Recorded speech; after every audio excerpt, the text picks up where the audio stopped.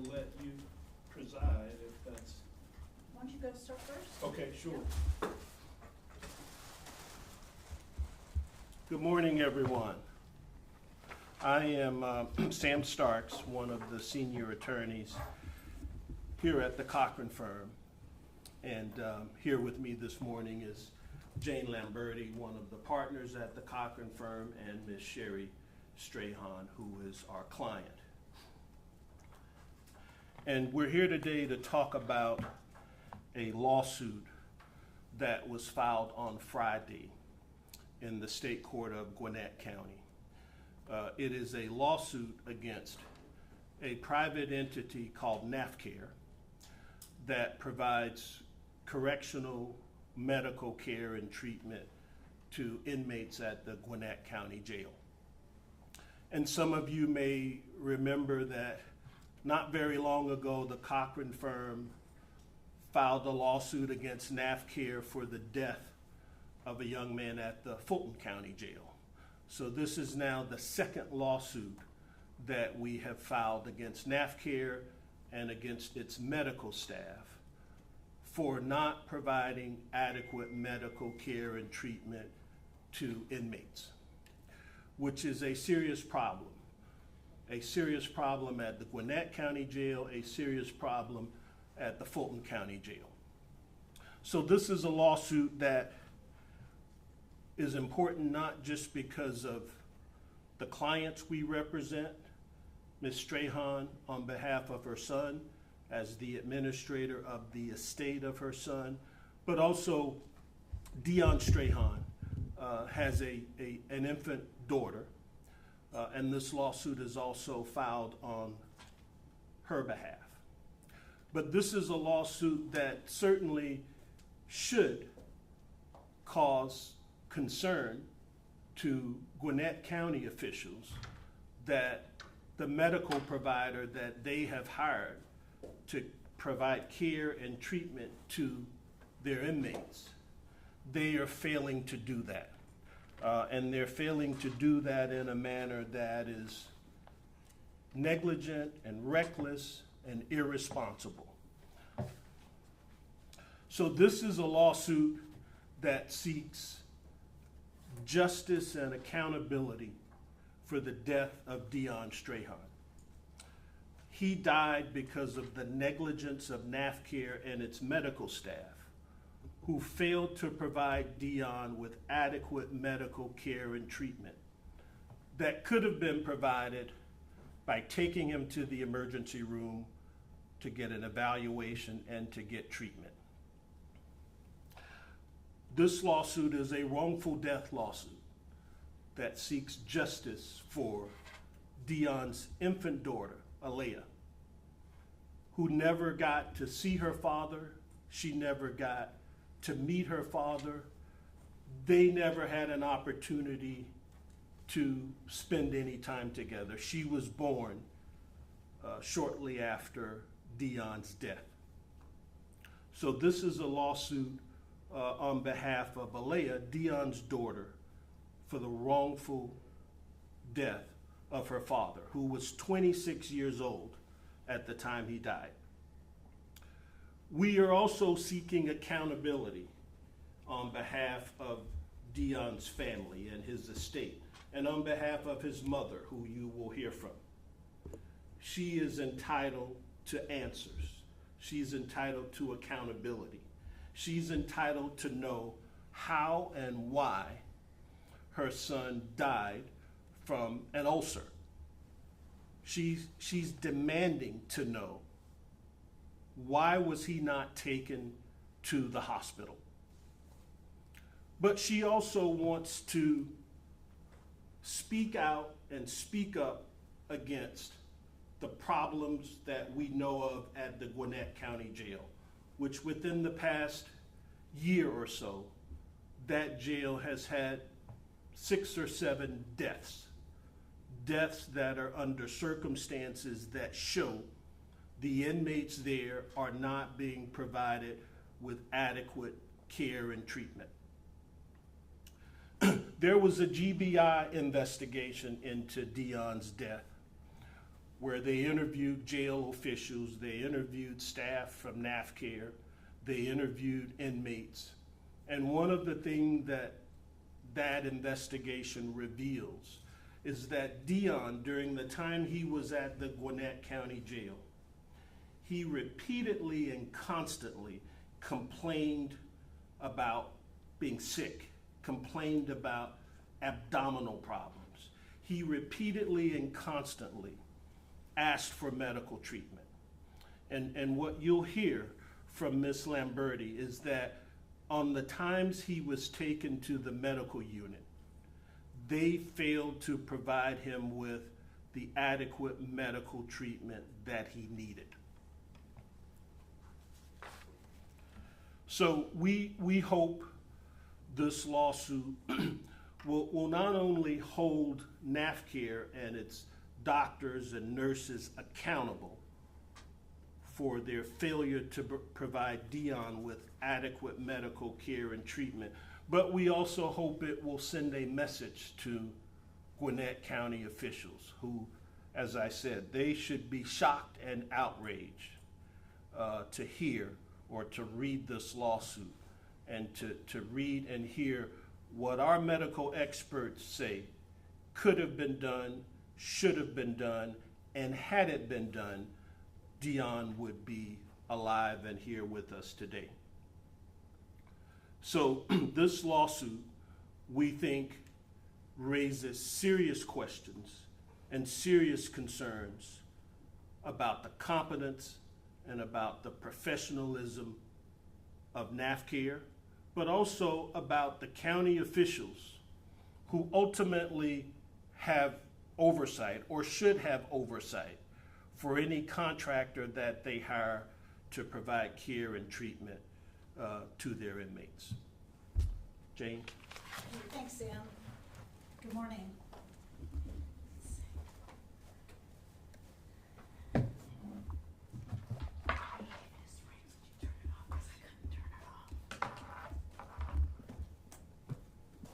So here's where I want to start. And I think it's really important to start right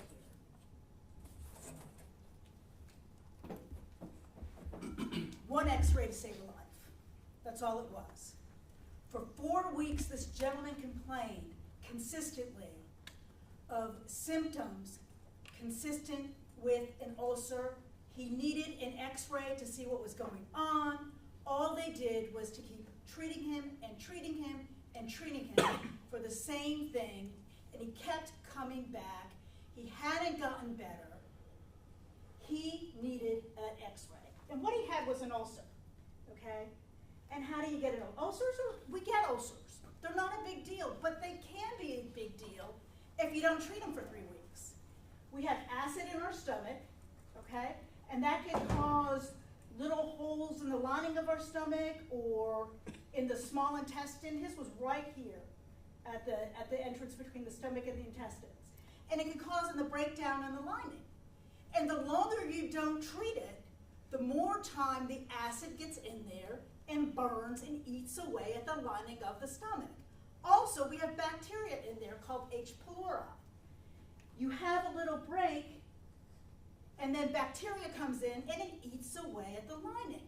And what happened here in this case is that it ate away to a blood vessel.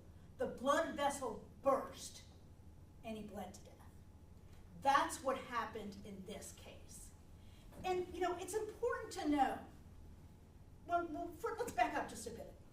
What's happening today with the jail system in our country? It is becoming a for-profit business. It is becoming a for-profit business where corporations like NAFCARE are making millions of dollars in providing health care to our inmates. Millions of dollars. Now this lawsuit just started. We don't know the exact amount the annual contract was with Gwinnett. We have another one going on right now in DeKalb County. We're suing NAFCARE again for Mr. Tooks. Fulton County was paying them $20 million a year, and they couldn't get a young person with acute chest pain 2 miles over to Grady. Here we are again, a for-profit corporation making money but not providing appropriate Think about it, just one x-ray. And another thing I want you to think about is when you're incarcerated, when you're an inmate, it's a parent-child relationship, okay? It's not just doctor-patient, it's patient-child as well, because that inmate, Mr. Strayhon, he can't go anywhere he wants to get the care he wants. And should incarceration mean not only lack of freedom, but also lack of access to quality care? He had complaint after complaint after complaint. If he were outside seeing a provider, all they would have done is sent him for an x-ray. An x-ray, that's all he needed. But remember, it's like a parent-child relationship. They're the custodian. In addition to being the provider, they control the gate as to what kind of care he gets. And after repeated attempts, that didn't happen. And you know, it's in the complaint. I mean, from March 23rd to April 16th, he repeatedly complained. He saw a doctor, I think 2 times. One time, the doctor just kept saying, keep monitoring him. And then approximately 6 days before he died, he was seen by a doctor again. She gave him the antacid. She gave him the same medication he'd been getting for weeks. Did he feel better? Of course. He felt better for about 8 hours. But that's what happens when you put neutralizing medication on acid. It feels better for a little bit. Did she do anything to get to the root of the problem for just a simple chest x-ray? Absolutely not. And 8 hours later, Mr. Strayhon was back again on the 14th and on the 15th complaining of abdominal pain. In his own words, the day before his died, help me please. I haven't gone to the bathroom in 2 weeks. This is what an ulcer can do. And you know what they did? He was there at 7 a.m. on the 15th, the morning before he died. Now, the same complaints for weeks. He was there 7 a.m. the morning before he died. Abdominal pain, 5 out of 10. He had chest pain also and an abnormal EKG, because what happens is when you have an ulcer, the pain, it's called refer pain, will radiate up and it'll feel like chest pain. He didn't see a doctor. He sat there all day on the 15th since 7 a.m. And the next morning he was found face down in a massive amount of blood because of that ulcer that's so easily treatable, ate through to a blood vessel, caused a massive hemorrhage, and he bled to death. In 2023, anybody with reasonable access to health care should never die from this kind of ulcer. But this gentleman did not get reasonable care, not only once, not only twice, but for over 3 weeks. And what do we have? We found him face down in a massive amount of blood, hemorrhage from an ulcer that could have been easily treated, and he bled to death. A 26-year-old young man. This has to stop. This needs to stop. And that's the purpose of these lawsuits. But I also want you to just introduce you to Ms. Strayhon. She's Deion's mother, and she will speak from her own words how she feels. Okay?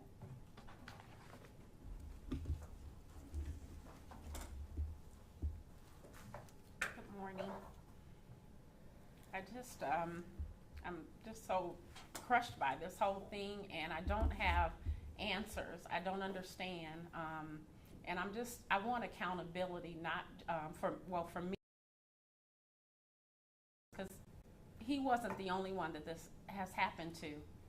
And I have questions. I'm unanswered questions, and I want accountability. My granddaughter never met her father.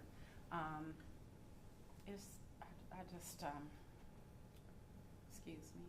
It's just a lot, but just so much lost.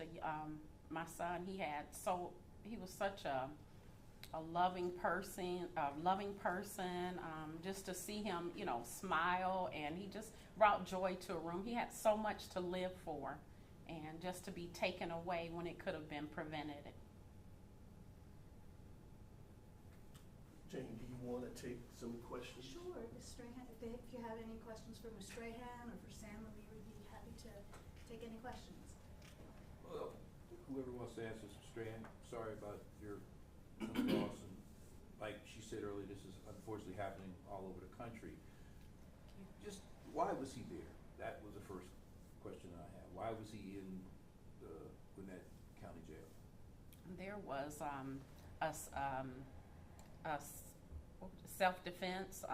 Someone had come to him and pretty much attacked him at the residence that he was at, and for self-defense.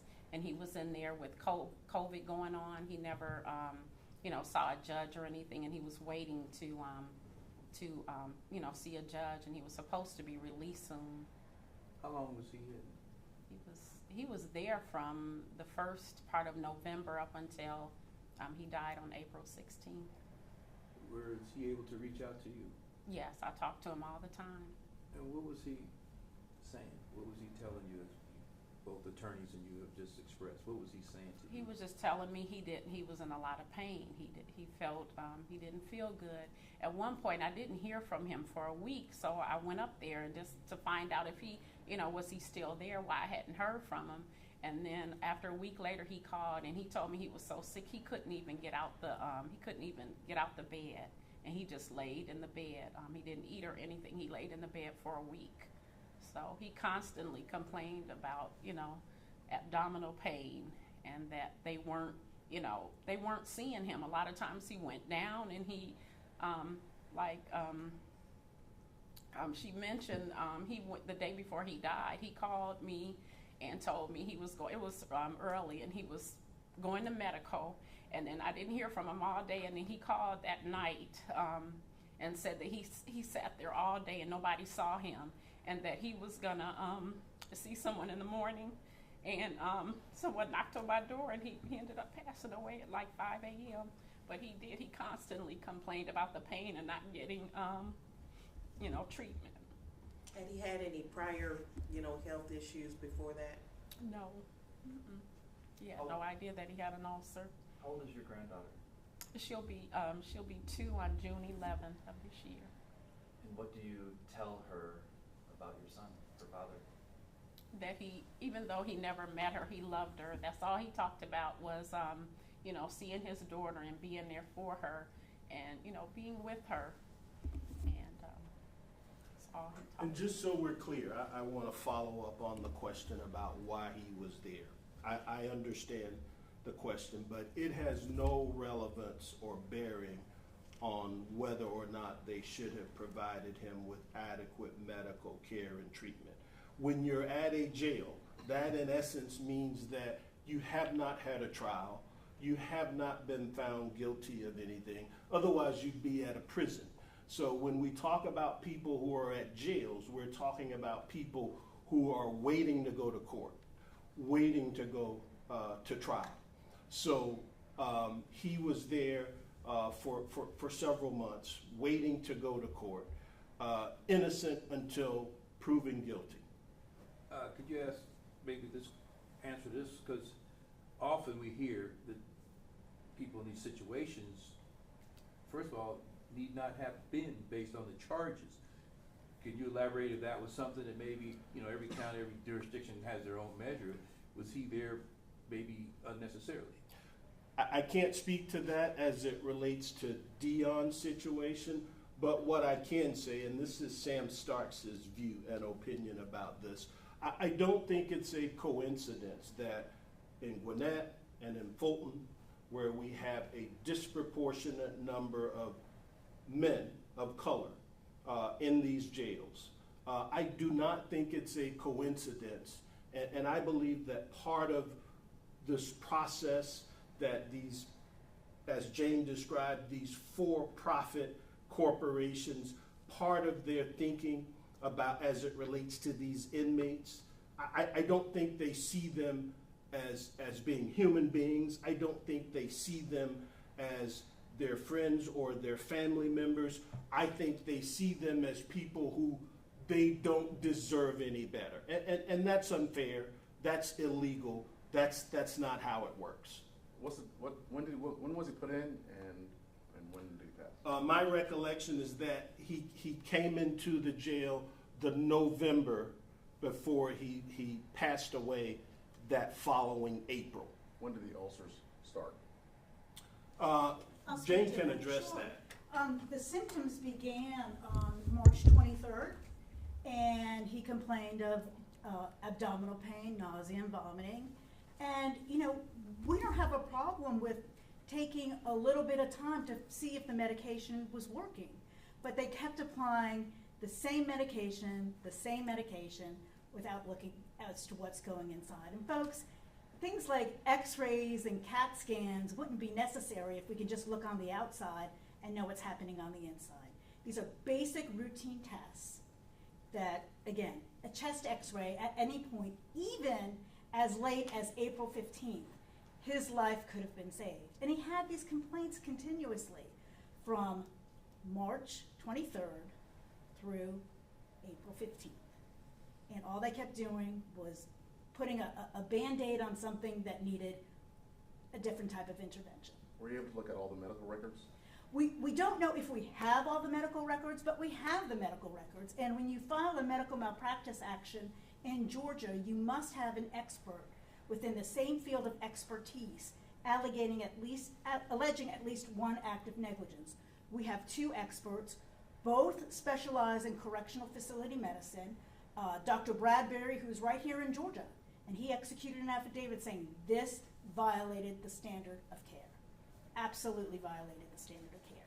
And the same with the nurse. This absolutely violated the standard of care. Were all injuries, the indication of the bleeding and everything was all internal? Or? Yes.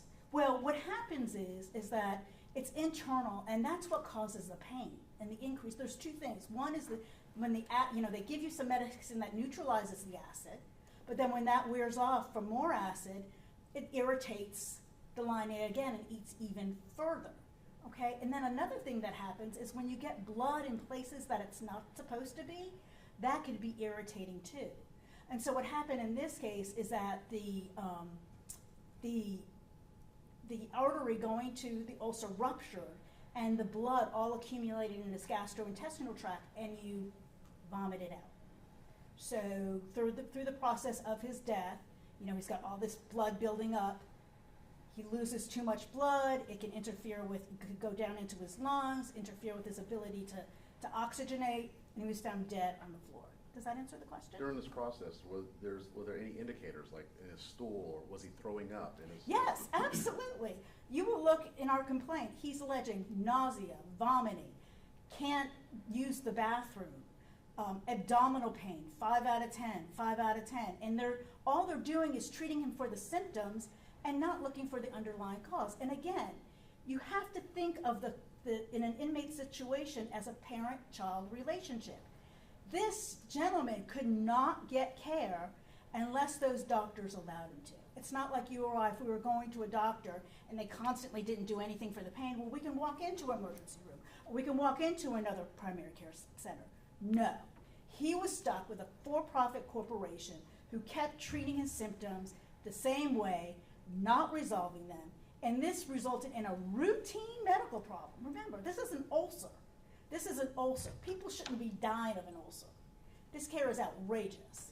A routine problem, hemorrhaging, leading to a death. Did he qualify for bond? Sam, you know? Don't know the answer to that, but his criminal history would be on the docket. It would be public information if that were something that you were curious Was about. Mom there for the hearing?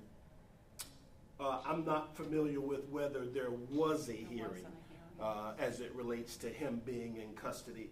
The information that we have, that I have, is that he was waiting for his court appearance.